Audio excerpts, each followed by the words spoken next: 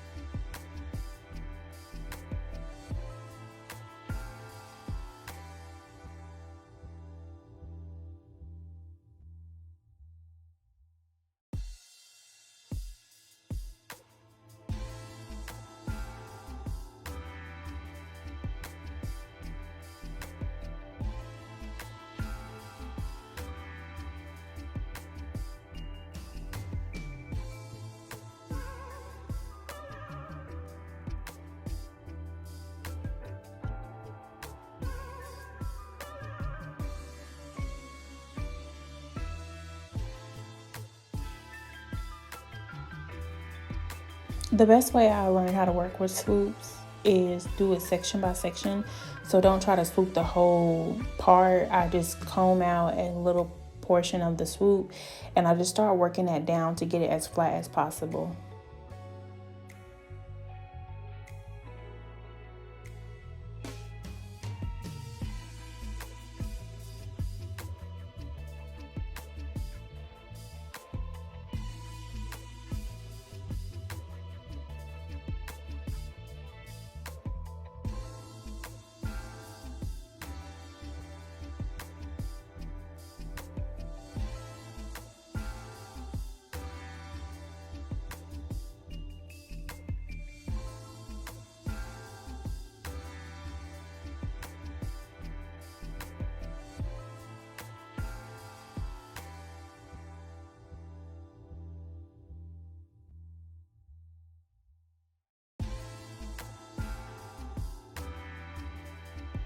I don't really show a lot of this portion of me laying down the swoop because it's more of a repetitive section. I just cut a little bit out and then I just keep laying it down.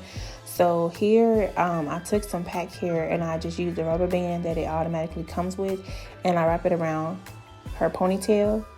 And then what I do is I just make sure I comb out her natural ponytail. And I did not record this part, but the section she's holding is what I'm going to wrap around the braid.